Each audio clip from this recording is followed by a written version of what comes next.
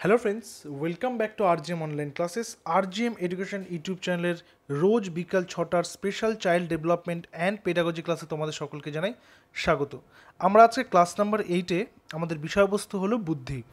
অর্থাৎ যেহেতু তোমরা জানো যে মানুষ সবথেকে বুদ্ধিমান প্রাণী, সেই কারণে মানুষের জীবনের সাথে বুদ্ধি বিষয়টার গুরুত্ব অনেক বেশি। মানুষের বেড়ে ওঠা, মানুষের বিকাশ, মানুষের বৃদ্ধি, এগুলোর পাশাপাশি মানুষের যে বুদ্ধি রয়েছে সেটারও কিন্তু ওতপ্রোত একটি সম্পর্ক রয়েছে। আজকের ক্লাসে আমরা বুদ্ধি টোটাল চ্যাপ্টারটাকে কমপ্লিট করব, যেখানে বুদ্ধির বিভিন্ন রকমের সংজ্ঞার কথা আমরা আলোচনা করব। তার পাশাপাশি বিভিন্ন শিক্ষাবিদ মনোবিদরা বুদ্ধি সংক্রান্ত যে বিভিন্ন তথ্য এবং তত্ত্ব প্রদর্শন করেছেন সেই সমস্ত বিষয় আজকে আমরা এখানে আলোচনা করব। তো আর দেরি না করে শুরু করছি আজকের class. Child development and pedagogy class number 8, বিষয় আমাদের বুদ্ধি। কি বলছে দেখো। সবার প্রথমে দুটো সংজ্ঞা এখানে নিয়ে নিয়েছি, দুই যুগের মানুষের সংজ্ঞা। প্রথমে একটি সংজ্ঞা আমরা দেখে নিচ্ছি এখানে। কৌটিল্য বা যে অর্থশাস্ত্রের যে লেখক ছিলেন চাণক্য বা কৌটিল্য, তিনি বলেছেন কাজ করার ক্ষমতাই হচ্ছে বুদ্ধি। অর্থাৎ মানুষ যখন একটা কোনো কাজ সম্পন্ন করবে, এটা যদি একটা কোনো কাজ হয়, এই কাজ সম্পন্ন সে যেই পদ্ধতিগুলো অবলম্বন করে করছে সেটাই হচ্ছে বুদ্ধি। অর্থাৎ কাজ সম্পাদন করার যে ক্ষমতা, সেটা যে একটা মানুষের মধ্যে থাকে, সেই ক্ষমতা প্রদর্শন সে একটা বুদ্ধির মাধ্যমে শুধুমাত্র করতে পারবে, আদারওয়াইজ নয়। অর্থাৎ কাজ করার ক্ষমতাই হচ্ছে বুদ্ধি। আর দ্বিতীয়ত আধুনিক বিভিন্ন মনোবিদ স্টার্ন বা বিনে স্টার্ন, তিনি বলেছেন জীবনের নতুন সমস্যা ও পরিস্থিতির সঙ্গে অভিযোজন করার মানসিক ক্ষমতাই হচ্ছে বুদ্ধি। অর্থাৎ মনে করো, চলার সময় বা চলার পথে যে বিভিন্ন রকমের সমস্যা, বিভিন্ন রকমের প্রবলেম ফেস করতে হয় মানুষকে, সেই প্রবলেম থেকে সে কীভাবে ট্যাকেল করছে এবং তারপর সে কীভাবে সেই প্রবলেমটাকে সলভ করতে পারছে, সেটাই হচ্ছে বুদ্ধি। অর্থাৎ এই যে অভিযোজন কথাটাকে যে ব্যবহার করা হয়েছে, অভিযোজন মানে কি? অভিযোজন মানে হচ্ছে, মনে করো আজকে তুমি সাইকেল চালাতে পারছো না, কিন্তু তোমার সাইকেল চালানোটা শেখাটা প্রয়োজন, কারণ তোমার যে স্কুল বা তোমার যে টিউশন ক্লাস রয়েছে সেটা অনেক দূরে। সেই কারণে তুমি কি করছো, প্রথমে সাইকেল নিয়ে মাঠে তুমি গেলে, প্রথম তুমি চালানো শিখবে। এবার তুমি ব্যালেন্সই ধরতে পারছো না, তুমি সাইকেলের হ্যান্ডেলটা ঠিক করে ধরতে পারছো না, তুমি প্যাডেল মারতে পারছো না, পড়ে যাচ্ছ। তারপর তোমার সেখানে ব্যালেন্সের প্রয়োজন হলো। আমরা কিন্তু এখানে প্রথমে যে ক্লাসেসগুলো করেছি, পিঁয়াজে, কোহলবার্গ, ভাইগটস্কি যে মাচান তত্ত্বটা যে আমরা পড়লাম এর আগের দিন, যে কি হেল্প দরকার, তোমাকে হেল্প করবে। তাই তো এখানে তোমাকে দেখা গেল যে সাইকেলটা চালাতে তোমাকে প্রথমে কেউ না কেউ হেল্প করছে, তোমাকে কেউ সাহায্য করে দিচ্ছে। তারপর দেখা গেল তুমি আর তার সাহায্য ছাড়া তুমি ধীরে ধীরে ধীরে ধীরে সাইকেল চালানো শিখে গেলে। অর্থাৎ তুমি 1 মাস আগে তুমি সাইকেল চালাতে পারতে না, কিন্তু তার 1 মাস পর তুমি সাইকেল চালাতে শিখে গেছো। অর্থাৎ তুমি নিজেকে অভিযোজন করলে তোমার প্রয়োজন অনুযায়ী। পরিস্থিতির সম্মুখীন হলে তুমি একটা সমস্যায় পড়লে, যে কি তোমার টিউশন ক্লাসটা অনেক দূর, তোমার যেতে সমস্যা হচ্ছে, সময় অনেক নষ্ট হয়, ফিরতে সমস্যা হয়, সেই কারণে তুমি সাইকেল চালানো শিখলে। তো এই যে তুমি জীবনে নতুন সমস্যার সম্মুখীন হলে এবং সেই সমস্যা থেকে সমাধানের জন্য তুমি অভিযোজন করে নিজেকে সেই জায়গাতে তৈরি করলে, সেটাই হচ্ছে বুদ্ধি। তুমি বুদ্ধিকে কাজে লাগালে। এই কারণেই মানুষকে বলা হয় সবথেকে বুদ্ধিমান প্রাণী, এবং মানুষ বর্তমানে গোটা পৃথিবীতে সমস্ত প্রাণীর উপরে কিন্তু কর্তৃত্ব স্থাপন করতে পেরেছে। আরেকটা কথা যেটা বলতে চাই সেটা হচ্ছে সাইকোলজির ভাষায় যদি আমরা বলি, যে বিভিন্ন প্রাণীর মধ্যে মানুষের যে প্রজ্ঞামূলক জ্ঞান বা প্রজ্ঞামূলক ক্ষমতা, যে কগনিটিভ ক্ষমতা যেটা, ঠিক আছে, সেটা নিয়ে আমরা আলোচনা করেছি অলরেডি কয়েকটা ক্লাসে। যে কগনিটিভ, যে তাদের মধ্যে যে নলেজটা থাকে, ক্ষমতা থাকে, সেটা কিন্তু অন্যান্যদের তুলনায় আলাদা হয়, অন্যান্য যে কোনো প্রাণীর তুলনায় কিন্তু আলাদা হয়। একজন মানুষ যেমন খুব তাড়াতাড়ি কোনো একটা বিষয়কে বুঝতে পারে বা নতুন কোনো পরিবেশে মানিয়ে নিতে পারে, অন্যান্য কোনো প্রাণীর পক্ষে কিন্তু সেটা চট করে সম্ভব নয়। এর কারণ হচ্ছে বিভিন্ন প্রাণী বা মানুষের মধ্যে একটা ব্যক্তিগত পার্থক্য রয়েছে। অর্থাৎ তুমি একটা বাঘ, সেই বাঘ কী করবে, বাঘকে তুমি জঙ্গলে রাখো বা খাঁচাতে রাখো, তাকে সেরকম একটা পরিবেশ দিতে হবে, ঠিক আছে, তোমাকে চেষ্টা করতে হবে বাঘটা যেন সেরকম একটা পরিবেশ পায়, তাহলে সে সুস্থ থাকবে। আদারওয়াইজ তার মধ্যে থেকে কিন্তু অনেক এবিলিটি চলে যাবে এবং অনেক নতুন নতুন অভ্যাস তার মধ্যে চলে আসবে। কিন্তু তুমি একটা মানুষকে দেখো, তাকে যদি জঙ্গলেও তুমি দিয়ে আসো, সে কিন্তু সেখানে বিভিন্ন রকমভাবে অভিযোজন করে নিজেকে মানিয়ে নিতে পারবে। যেরকম একটা খুবই ফেমাস টিভি শো রয়েছে, ম্যান ভার্সেস ওয়াইল্ড, যেখানে বিয়ার গিলস নামে একজন বিখ্যাত মানুষ, তিনি কি করেন, তিনি দেখান যে সার্ভাইভাল টাস্ক, অর্থাৎ বিভিন্ন জায়গাতে তোমাকে একা ছেড়ে দিলে তুমি কীভাবে সেখান থেকে সার্ভাইভ করতে পারবে।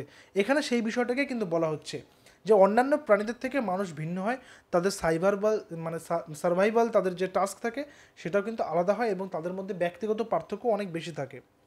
এই ব্যক্তিগত পার্থক্যের জন্য কেউ কোনো কিছু দ্রুত শিখতে পারে। মনে করো আমি দুটো উদাহরণ দিচ্ছি, একজন এ আর একজন বি, তাদেরকে ইংলিশ শেখানো হবে, ঠিক আছে। এইবার দেখা গেল এখানে টিচার বসে রয়েছেন, টিএচও টিচার, তিনি কী করছেন, তিনি দুজনকে পাঠ দান করলেন। এবার দেখা গেল এ যে ক্যান্ডিডেটটা ছিল ও খুব সহজেই ইংলিশটা বুঝে গেছে, বাট বি বুঝতে পারেনি। কিন্তু তাদের দুজনেরই বয়স এক, তারা দেখতেও প্রায় এক, তাদের হাইট এক, তাদের শরীরের ওজন এক, কিন্তু এ বুঝতে পারলো তাড়াতাড়ি, একে আরও 3-4বার বোঝানোর পর তারপর সে বুঝতে পারলো। ও তাদের মধ্যে বুদ্ধির পার্থক্য রয়েছে, অর্থাৎ এর আইকিউ হয়তো তুলনামূলক বেশি, এর আইকিউ হয়তো তুলনামূলক কম, ঠিক আছে। তো এইখানেই কিন্তু ব্যক্তিগত পার্থক্যের কথাটা প্রযোজ্য এবং প্রয়োজন। আমরা বুদ্ধি পড়তে গেলে ব্যক্তিগত পার্থক্যের সম্পর্কে আমরা জানবো, ঠিক আছে। প্রাচীনকাল থেকে বুদ্ধি বিষয়টাকে খুব বেশি গুরুত্ব দেওয়া হয়। আগে বুদ্ধিকে বলা হতো বিবেক, ঠিক আছে, বিবেক বলা হতো, বর্তমানে সেটাকে বলা হয় বুদ্ধি। তো এবার আমরা দেখব পরবর্তীতে কি রয়েছে। পরবর্তী রয়েছে বুদ্ধির বৈশিষ্ট্য, অর্থাৎ যে ক্যারেক্টারিস্টিক্স রয়েছে বুদ্ধির, সেগুলো কি, সেগুলো আমরা একটু এক এক করে জেনে নিই। বুদ্ধির বৈশিষ্ট্যের মধ্যে 1 নম্বর রয়েছে প্রতিটি শিশুর বুদ্ধি স্বাভাবিকভাবে তৈরি হয়। স্বাভাবিকভাবে তৈরি হয় মানে কি, মনে করো একটা শিশু জন্মগ্রহণ করলো, জন্মগ্রহণ করার পর তার তো ধীরে ধীরে বৃদ্ধি হচ্ছে, সে বড় হচ্ছে, বিকাশ ঘটছে, সে বিভিন্ন কিছু অ্যাসিমিলেট করছে, অ্যাসিমিলেট করার পরে অ্যাকোমোডেট করছে, অর্থাৎ আত্মীকরণ, সহযোজন, প্রত্যেকটা বিষয় তার মধ্যে ঘটছে। এইবার তার মধ্যে কিন্তু একটা বুদ্ধি অটোমেটিক্যালি রয়েছে, শুধুমাত্র সেটাকে বিভিন্ন উপাদান দিয়ে বিকশিত করতে হবে, ঠিক আছে, বিকশিত করতে হবে, ঠিক আছে। মনে করো যে তুমি 10 জন বাচ্চা, তাদেরকে তুমি একটা ক্রিকেট কোচিং ক্যাম্পে ভর্তি করেছো, তার মধ্যে দেখা গেল সেখানে গিয়ে তার মধ্যে একটি বাচ্চা, ওই সবাই কিন্তু একজন কোচের কাছ থেকে শিখলো, বাট একটি বাচ্চা সেখান থেকে খুব সুন্দর দারুণ একটা ক্রিকেটার হয়ে বেরিয়ে আসলো, আর বাকি 9 জন কিন্তু পারলো না। অর্থাৎ বাকিদের মধ্যে কি সেই কোয়ালিটি ছিল না, ছিল, কিন্তু এই যে একজন যে বেরিয়ে আসলো তার মধ্যে বুদ্ধির পরিমাণটা ক্রিকেট খেলা সম্পর্কিত বা তার মধ্যেকার যে সমস্ত সম্ভাবনাগুলো রয়েছে সেগুলো ক্রিকেট খেলার সঙ্গে মিট করে যাচ্ছিল, সেই কারণে সে সেখান থেকে বেরিয়ে আসলো। অর্থাৎ বুদ্ধি কিন্তু প্রত্যেকটা বাচ্চার মধ্যেই থাকে, শুধুমাত্র সেটাকে বিকশিত করতে হয়, শুধুমাত্র সেটাকে কিছু বাইরের কিছু উপাদানের দ্বারা সেটাকে বাইরে বের করতে হয় বা সেটাকে সমাজের সামনে তুলে ধরতে হয়, এবং তাদের জন্য দরকার বিশেষ সাপোর্ট দিলে তারা কিন্তু বেরিয়ে আসবে। দ্বিতীয়ত কি রয়েছে, দ্বিতীয়ত বলেছে শিশুর বুদ্ধির বিকাশ শুরু হয় জন্ম থেকে এবং চলে সেটা যৌবন পর্যন্ত। জন্ম থেকে বুদ্ধি শুরু হচ্ছে এবং চলছে কি পর্যন্ত, যৌবন কাল পর্যন্ত। অর্থাৎ একটা শিশু বড় হচ্ছে, বড় হওয়ার পর তার মধ্যে বিকাশ তৈরি হচ্ছে, বিকাশ, বুদ্ধি আর বিকাশ একসাথে ঘটছে, এবং তার যে বৃদ্ধির যে বুদ্ধিটা চলছে সেটা যৌবনকাল পর্যন্ত চলছে। অর্থাৎ মনে করো একটা শিশুর জন্মের পর থেকে 9 থেকে 10 বছর বয়সের মধ্যে তার যে ব্রেন সেটার প্রায় 90 থেকে 95% ডেভেলপ হয়ে যায়। তো তারপর তার মধ্যেকার যে বুদ্ধি, অর্থাৎ সিদ্ধান্ত গ্রহণের ক্ষমতা, মানে কার্য সম্পাদন করার ক্ষমতা, সেগুলো থেকে তো একজনের বুদ্ধি সংক্রান্ত তথ্য বা আমরা জানতে পারি। অর্থাৎ তুমি দুটো বাচ্চাকে ক্লাসরুমে গিয়ে দুটো বাচ্চাকে একটা ম্যাথ বা একটা কোনো একটা টাস্ক দিয়েছো, দেখা গেল যে একটা বাচ্চা খুব সহজে করতে পারছে আর একটা বাচ্চা করতে পারছে না, এখান থেকে তো তুমি দুজনের বুদ্ধির একটা পার্থক্য নিরূপণ করতে পারবে, কারণ তাদের মধ্যে কাজ করার বা কার্য সম্পাদন করার মধ্যে তুমি পার্থক্য লক্ষ্য করলে, তাই না। তো সেটার কথা এখানে বলা হচ্ছে, সেটা যৌবনকাল পর্যন্ত চলতে পারে। তৃতীয়ত রয়েছে বুদ্ধির সাপেক্ষে যে কোনো শিশু তার পূর্ব অভিজ্ঞতা থেকে সুবিধা পেতে সক্ষম হয়। পূর্ব অভিজ্ঞতা থেকে সুবিধা পেতে সে সক্ষম হয়েছে। অর্থাৎ মনে করো যে এই বাচ্চাটাকে আমরা কিছুক্ষণ আগে সাইকেল চালানো শেখালাম, ঠিক আছে, সবাই মিলে শেখালাম তো সাইকেল চালানো, যে টিউশন ক্লাসে যাবে থেকে সাইকেল, এবার কলেজে উঠেছে, এবার মনে করো যে ওকে একটা স্ট্যান্ডার্ড মেনটেন করতে হবে, বন্ধুরা সবাই বাইক নিয়ে কলেজ যাচ্ছে, এবার ও তো সাইকেল চালাতে পারে, বাইক তো চালাতে শেখেনি, বাবা বাইক কিনে দিয়েছে, কী করবে এবার, বাইকে তো প্যাডেল নেই, তখনও কি করছে, ওই যে সাইকেল চালানোর যে জ্ঞানটা ছিল, যে কিভাবে দুটো হ্যান্ডেল ধরে বসে ব্যালেন্স করতে হয়, এবং তারপর সেটার সঙ্গে সে নতুনভাবে বাইক চালানোটা শিখছে, অর্থাৎ ব্যালেন্সটা সে আগেই শিখে গেছে, সাইকেলের ব্যালেন্সটা সে আগেই করেছে। এরপর সে সেই ব্যালেন্সের জ্ঞানটাকে কাজে লাগালো এবং তারপর গিয়ার ফাংশন, এক্সেলারেটর, ক্লাচ এই সমস্ত শিখে সে বাইক চালানোটা শিখলো। অর্থাৎ সে কী করলো, বুদ্ধিটাকে কাজে লাগালো, বুদ্ধি কাজে লাগিয়ে পূর্বের একটা অভিজ্ঞতাকে কাজে লাগিয়ে সে নতুন একটা জ্ঞান লাভ করলো। ঠিক এইভাবে কিন্তু হয়, যেরকম মনে করো আমরা অঙ্ক ক্লাস করতে গিয়ে যোগ বিয়োগ গুণভাগ আমরা শিখেছি, এবং পরবর্তীতে যে কোনো রকমের অঙ্ক করতে গিয়ে দেখা যাচ্ছে সেই যোগ বিয়োগ গুণভাগের অভিজ্ঞতাটা আমাদের কাজে লাগছে। অর্থাৎ পূর্ব অভিজ্ঞতাকে কাজে লাগিয়ে আমরা পরবর্তীতে নতুনভাবে জ্ঞান লাভ করছি, এটা হচ্ছে বুদ্ধির বৈশিষ্ট্য। চতুর্থত রয়েছে যে শিশু তার জীবনে ঠিক ও ভুলের পার্থক্য শেখে বুদ্ধির মধ্য দিয়ে, খুবই গুরুত্বপূর্ণ একটা পার্ট, ঠিক আছে। ছোটোবেলায় বাবা মা বলেছে এটা করবি না বাবা, বাবা ওটা করিস না, এটা করলে তোর ক্ষতি হবে, ওখানে গেলে তোর ক্ষতি হবে, ওখানে গেলে তোর এটা হবে ওটা হবে, এই সমস্ত তার মধ্যে কিন্তু ছোটোবেলা থেকে ঢুকিয়ে দেওয়া হয়েছে। তারপরে সে কী করলো, একটু বড় হলো, সে 12, 14, 15 বছর বয়স হলো, সে কী করলো, বিচার বুদ্ধি করতে শিখলো। আমরা শিখেছি আগের দিন পড়লাম ভাইগটসের কথা, আমরা পড়লাম, আমরা কোহলবার্গের কথা বললাম, আমরা পিঁয়াজের কথা বললাম, যেখানে মানুষ কী করছে, বয়ঃসন্ধিকালে এসে বিচার বিবেচনা তার মধ্যে জন্ম নিচ্ছে। এবার বিচার বিবেচনা করতে গিয়ে সে দেখতে পাচ্ছে যে আমাকে কেন ওই কাজটা করতে বারণ করা হয়েছিল, তার কারণগুলো সে বুঝতে পারছে, সে পার্থক্যটা বুঝতে পারছে, সে বিচার করতে শিখছে। ঠিক আছে, বিচার করতে শিখছে। বিচার করতে বলতে ভালো মন্দ ঠিক বেঠিক এটা শিখছে। তো এইখান থেকে এইটাকে সে কী কাজে লাগিয়ে, বুদ্ধিকে কাজে লাগিয়ে, ঠিক আছে, সে তার জ্ঞানকে কাজে লাগিয়ে, অর্থাৎ সে ভাবছে যে ছোটোবেলা থেকে মা বলছে রোদে যাবি না, রোদে যাবি না, তাহলে রোদে কেন যাব না, সে বড় হয়ে বুঝতে পারলো রোদে গেলে অনেক সমস্যা হতে পারে, বডি ডিহাইড্রেট হয়ে যেতে পারে, চুলের সমস্যা হতে পারে, তার পাশাপাশি স্কিনের যে কালার সেটা নষ্ট হতে পারে, এবং আরও অনেক কিছু হতে পারে। ঠিক আছে, আরও অনেক কিছু হতে পারে, শরীর খারাপ হতে পারে, বিছানায় পড়ে যেতে পারে বাচ্চাটা। তো এইটা সে বড় হয়ে বুঝতে পারছে। তো ছোটোবেলায় তো তার মা যদি তাকে বলতো যে তুই যদি এখন রোদে যাস তাহলে তোর এই হবে ওই হবে, তা তো সে বুঝতে পারতো না। কিন্তু বড় হয়ে সে বুঝতে শিখলো। সেটা কিসের মাধ্যমে বুঝলো? বুদ্ধির মাধ্যমে। নেক্সট রয়েছে ছেলে ও মেয়েদের মধ্যে বুদ্ধির বিকাশের পার্থক্যের তারতম্য দেখা যায়। ঠিক আছে, তারতম্য দেখা যায়। এখানে তারতম্য বলতে খুব সামান্য সেটা তারতম্য হতে পারে, বা সেটা খুব গভীর তারতম্য হতে পারে। অর্থাৎ ছেলেরা এবং মেয়েদের মধ্যে বিভিন্ন রকম কাজে বিভিন্ন রকম বুদ্ধির তারতম্য দেখা যায়। যেরকম মনে করো, আমি বলছি রান্নাবান্নার কাজে, রান্নাবান্নার কাজ, এটা আমি কখনোই সমর্থন করছি না যে শুধুমাত্র যে মেয়েরাই রান্নাবান্না করবে বা কিছু, এটা কথা নয়, তা নয়। তার এখানে একটা বেসিক একটা যদি সমাজের আমরা দর্পণ বা সমাজের আমরা একটা কনসেপ্ট দেখি, তাহলে বেশিরভাগ দেখা যায় যে বাড়িতে আমাদের মায়েরাই সাধারণত রান্নাবান্না করে, তাই তো? অর্থাৎ অর্থাৎ যে মেয়েরা রান্নাবান্না করতে ছেলেদের থেকে অনেক গুণে পটু হয়, তাই না? পটু হয়। আবার সেই দিক থেকে আমরা যদি বলি যে পুরুষদের কথা যদি আমরা বলি বা ছেলেদের কথা যদি বলি, তারা কী হয়, তারা হচ্ছে মানে বাহুবল, তাদের শক্তি, তাদের শারীরিক শক্তি অনেক বেশি হয়। তখন কি হচ্ছে, এবার এই দুজনের মধ্যে আমি দুটো আলাদা আলাদা পার্থক্যের কথা বললাম। এবার এক্ষেত্রে আমি বলতে পারি যে তাদের মধ্যে যে বুদ্ধি বলতে বিভিন্ন রকমের ডিসিশন মেকিংয়ের ক্ষেত্রে দেখা যাচ্ছে কখনো মেয়েরা একটা ডিসিশন খুব ভালো নিতে পারছে, কখনো ছেলেরা ডিসিশন ভালো নিতে পারছে। অর্থাৎ এই উভয়ের মধ্যে, ছেলে এবং মেয়ে উভয়ের মধ্যে বিভিন্ন সময়ে বুদ্ধির পার্থক্য দেখা যায় বিভিন্ন রকমের কার্য সম্পাদন করার ক্ষেত্রে। তারপরে রয়েছে শিশুর বুদ্ধি বিকাশ পরিবেশ এর চেয়ে বংশগতি অনেক বেশি গুরুত্বপূর্ণ ভূমিকা পালন করে। তবে পরিবেশের প্রভাবে বুদ্ধির বিকাশ সবচেয়ে বেশি হয়। তার কারণ হচ্ছে, মনে রাখবে, সবার প্রথমে একটা বাচ্চা কোথায় থাকছে? তার পরিবারের মধ্যে থাকছে। পরিবারের বাবা মা, দাদু ঠাকুমা, বা অন্যান্য পরিবারের মধ্যে অন্যান্য পারিবারিক সদস্যদের সঙ্গে থাকছে, বা যেটা যদি নিউক্লিয়ার ফ্যামিলি হয় তাহলে বাবা মায়ের সঙ্গে শুধু সন্তানরা থাকছে। তাহলে সেখান থেকে সে কিন্তু তার মায়ের কাছ থেকে, mother is the first teacher, mother is the best teacher, মা হচ্ছে প্রথম শিক্ষিকা, মা হচ্ছে সব থেকে সেরা শিক্ষিকা।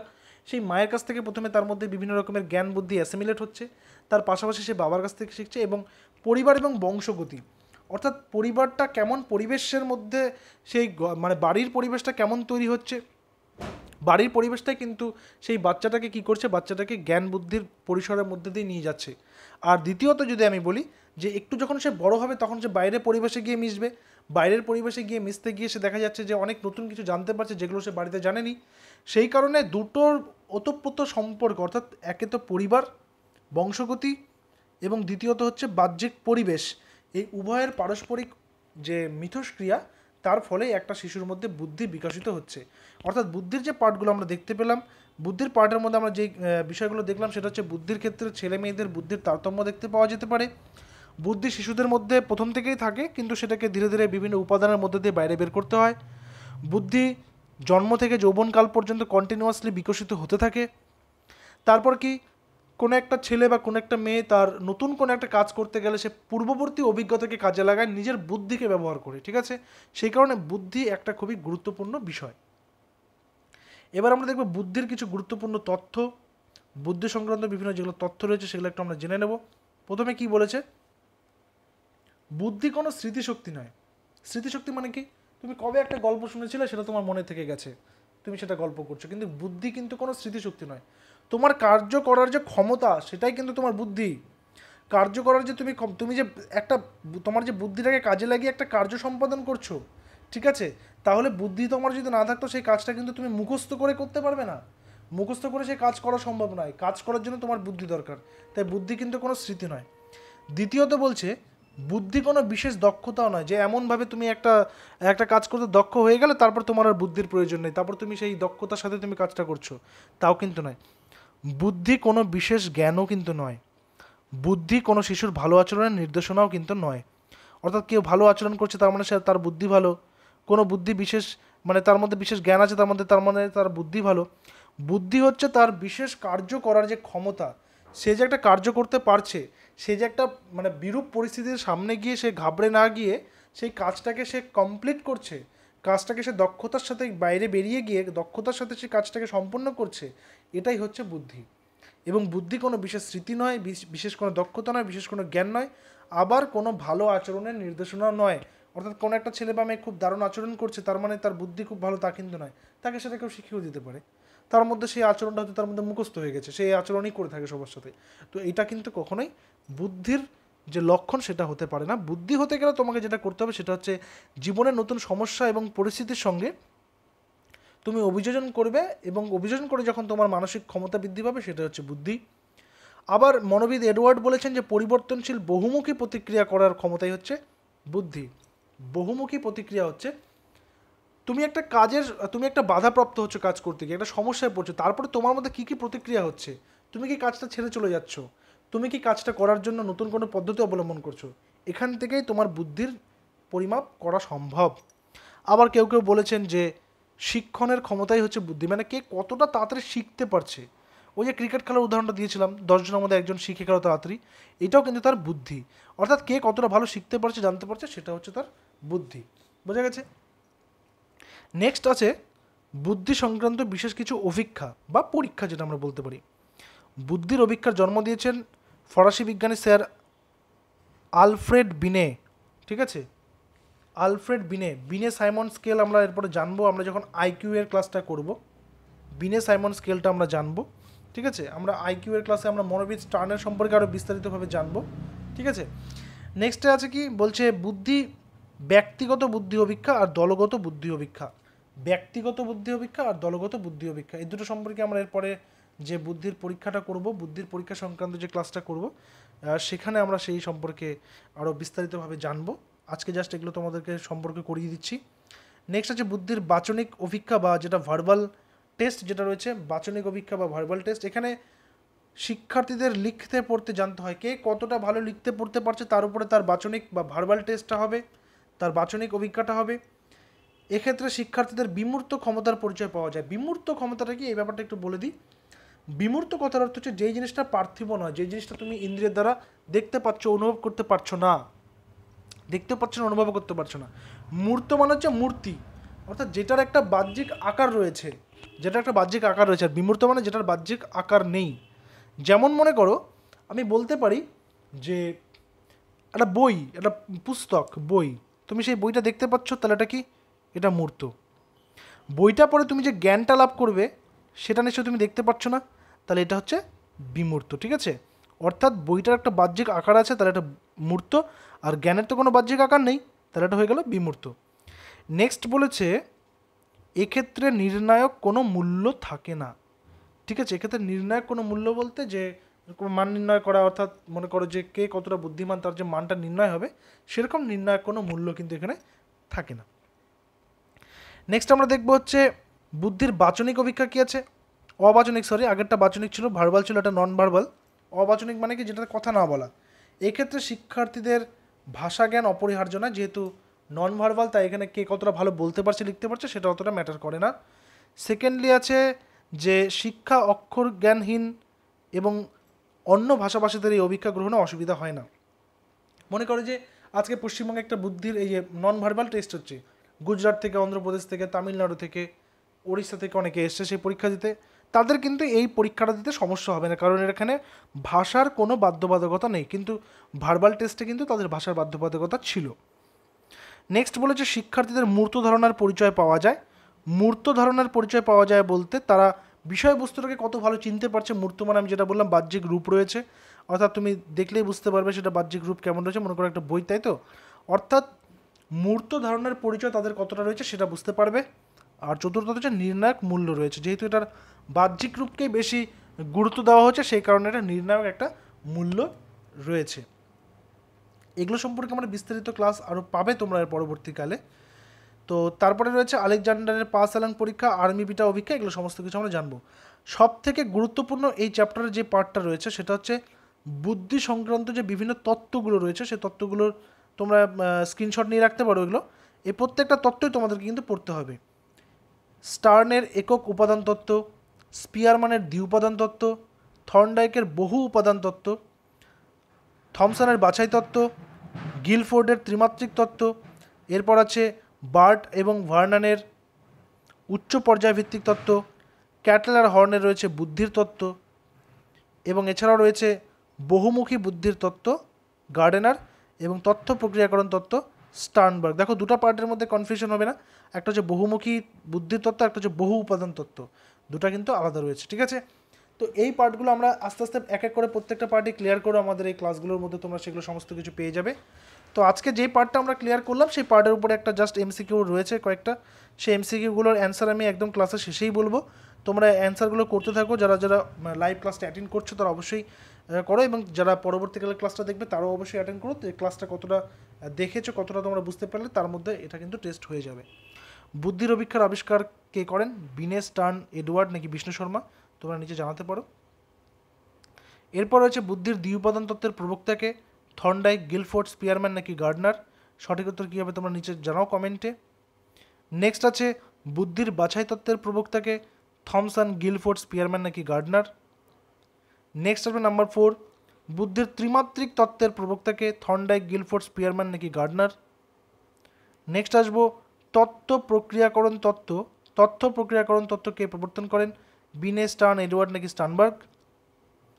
নেক্সট দেখব উচ্চ ক্রম পর্যায় ভিত্তিক তত্ত্ব কে প্রবর্তন করেন? বিনে, স্টার্ন, এডওয়ার্ড নাকি বার্ট অ্যান্ড ভার্নান? নেক্সট আমরা দেখব বহুমুখী বুদ্ধির তত্ত্ব কে প্রবর্তন করেন? থর্নডাইক, গিলফোর্ড, স্পিয়ারম্যান নাকি গার্ডনার? তো এই যে 7টা প্রশ্ন ছিল, 7টা প্রশ্নের যেটা অ্যান্সার আছে, অ্যান্সারগুলো একটু তোমরা কাইন্ডলি মিলিয়ে নিও এখানে, যেটা 1-এর এ, 2-এর সি, 3-এর এ, 4-এর বি, 5-এর ডি, 6-এর ডি, 7-এর ডি। এই যে পিডিএফটা দেখতে পাচ্ছ, এই পিডিএফটা আমাদের টেলিগ্রাম চ্যানেলে তোমরা পেয়ে যাবে। টেলিগ্রাম চ্যানেলে অনেকে যুক্ত হওয়ার জন্য আমাকে জিজ্ঞাসা করছো। দেখো আমি এই ভিডিওর যে ডিসক্রিপশন রয়েছে, ডিসক্রিপশনের নিচের দিকে একদম লিঙ্ক দিয়েছি টেলিগ্রামের, অথবা সেই লিঙ্ক থেকে অনেকের যদি সমস্যা হয় তোমরা সরাসরি টেলিগ্রামে গিয়ে সার্চ করবে আমাদের চ্যানেলের নাম। আমাদের চ্যানেলের নাম হচ্ছে RGM এডুকেশন, নামটা যে উপরে দেখতে পাচ্ছ তোমরা, RGM এডুকেশন সার্চ করো, দেখতে পাবে RGM এডুকেশন অফিসিয়াল বলে একটা চ্যানেল রয়েছে, ওখানে তোমরা যুক্ত হয়ে যাও। এই পিডিএফ এবং অন্যান্য ফ্রি পিডিএফ এবং অন্যান্য সমস্ত ক্লাসের নোটিফিকেশন তোমরা সেখানে পেয়ে যাবে। তো দেখা হচ্ছে পরবর্তী ক্লাসে। Till then stay connected with RGM education YouTube channel. Thank you very much.